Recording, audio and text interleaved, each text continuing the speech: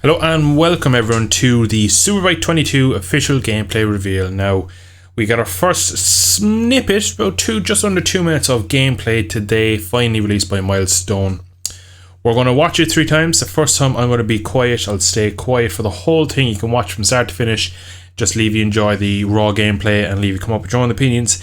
Then I'm going to watch it back full speed, and then I'm going to watch it back around half speed, probably muted, just to give my actual thoughts. I'll talk about what I'm seeing, what I like, what I don't like, and some things along the way. So without further ado, let's watch it back together.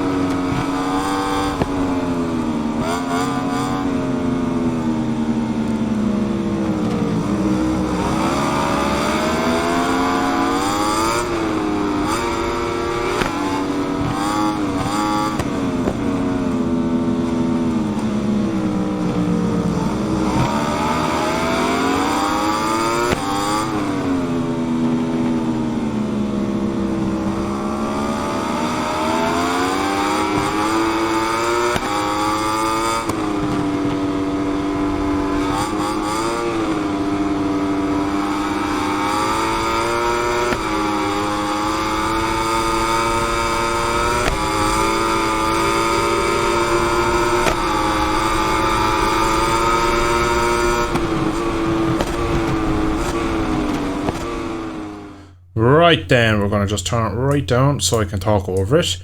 First thing I noticed, gameplay audio. Now I've just turned it down so it's going to be hard to hear. If you want to watch it back after I've explained everything I can see, the audio is definitely different. It is better. That is probably, yeah, it's probably the only good thing about this. They have new riding styles by the look of it. The rider looks bigger. No, it could be the bikes are smaller, but top rack looks huge on this bike. Also, in all of Milestone's games I use the far back camera, whereas this is the much closer one. You'll see coming out of here, so through this corner, the bike is now full lean. This is because it's pretty much a copy and paste, I reckon, physics wise. I'll just watch that back because I have something to say about it, but I couldn't get there in time. We'll just show you again. Through this corner, they're not getting the full lean because it's basically a copy and paste of GP22's physics. Look at his arm here, so watch his arm flapping about. Shoulders don't work like that. I know, I have 2 of them myself. So obviously some weird glitches in this new sort of riding style. They might have made like a top rack riding style for himself. It'd be pretty cool if they did that. Either way, it's a bit glitchy at the moment. As you'll see with the wheelies, the bike still handles the same. The rear shock just doesn't compress at all with the bike wheelies. It compresses going up and down, but it doesn't compress in a realistic way because it's a big issue with the tyre model in these games. Obviously I haven't played this, but there's no compressive or squish from the tyre. We'll see through here now in a second. Another part of the physics I don't like. It's been part of the physics for years. Watch the way he turns the bike with the rear. We'll just play it back one more time.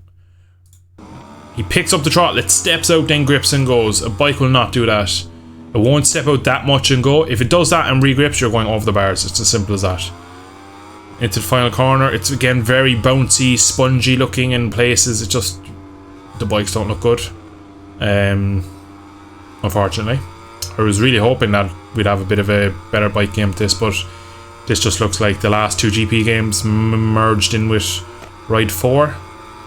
And the audio does sound good, but like, it's not really a huge thing at the moment. So we're going to watch it back now, like I said, half speed, and I can be able to point out a few more things.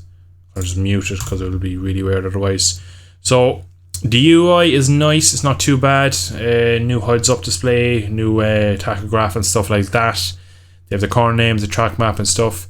Again, if you just look at this again into turn 1, watch when he tips in, the rear end slides out. It's a common feature in GP22, GP21. Look at the bike, the front is tucking. If we could see the front will be tucked. Now in a minute you'll see there, watch now, again I'll just rewind it, watch.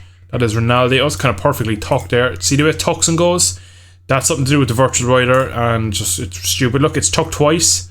It'll go again, I believe, in a second when he gets to some sort of lean. There, it's gone. You just can't see it because Toprak's head. But that's pretty much the reason why the bike is always fishtailing and kind of tucking and going and all these stupid movements. Again, it's gone there.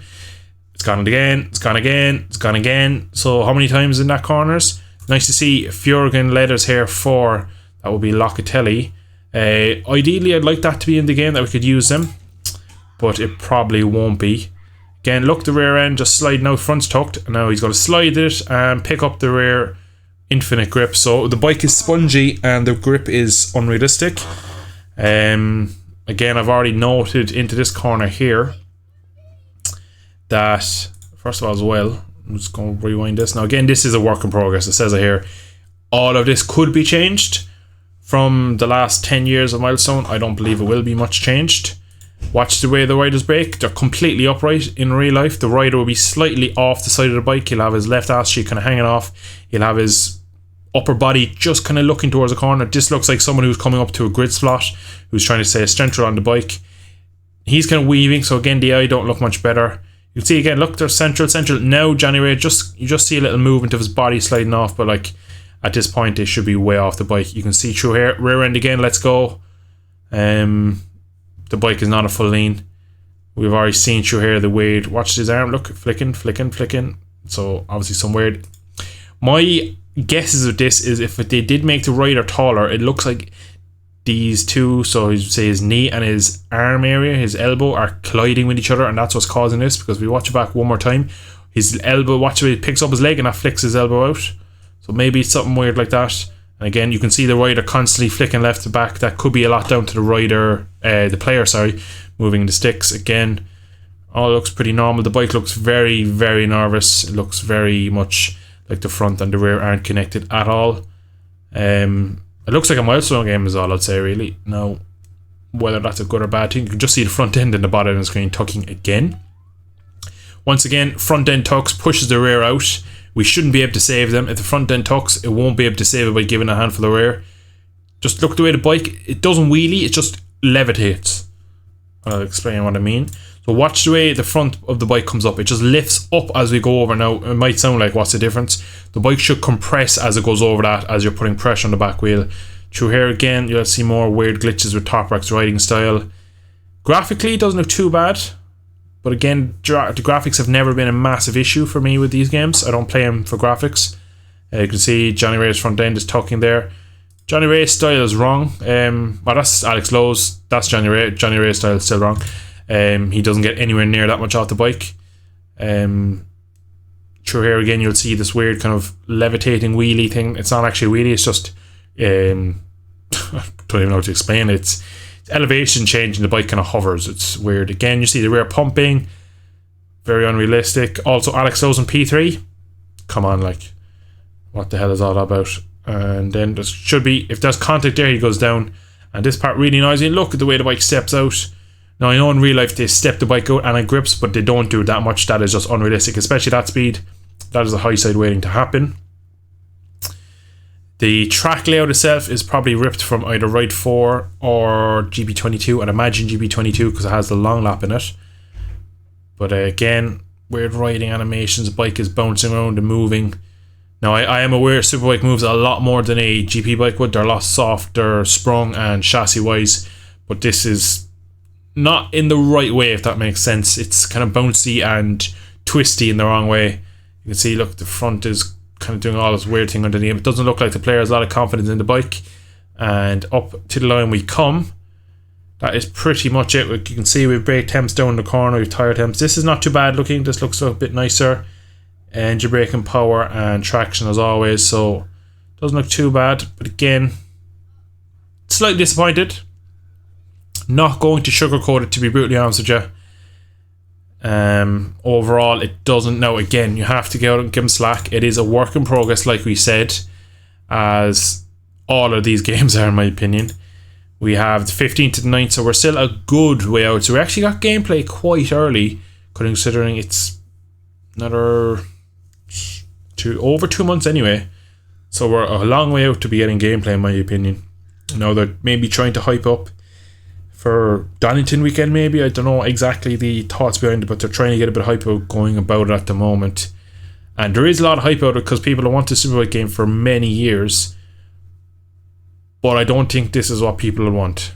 For me, it looks like a reskin, and that's not what I want. I'd rather we lose the ride, like the whole series, and they'd focus ground up. Like we can see here, the top rack body riding style, he's very elbows and knees. That looked quite good. Johnny Ray is much more in line with the bike. You can see his head is over the tank, whereas his head is down here in the game. So it's a lot of these things. The players that will play this game for over 100 hours will be picking up on these things. They'll pick up on the rider's position, the bike's position, the ratios, the sizes compared to the bike, compared to the rider. All these things will be picked up on. Again, I keep saying it is a preview build. It's a work in progress, as they say, but from history, they don't usually fix things. So I am a bit skeptical of what we'll come to see when we get the game on the 15th to the 9th. But it was good to see some early gameplay anyway, and I'm still excited to play it. But I was hoping the physics would look different. They did just look like GP22 and GP21's kind of weird, bouncy, no rear grip on entry, front end doing its own thing at all times, not attached to the bike. So yeah, unfortunately, I'm slightly underwhelmed again, but you never know. They might pull a blinder out of the bag when it comes to the middle of September. But anyway, I've rambled on for way too long, about a minute and a half for a video, so we're going to leave it there. I hope you have enjoyed today's video. Any opinions of your own, drop them in the comments down below. I'm very interested to see what others think of this. Of course, these are just my opinions only. Everyone has their opinion on it. Some people might think it looks brilliant, some people might think it looks the worst game ever. I'm very eager to know. Let me know in the comments down below. And once again, thanks for watching. I'll catch you in the next one.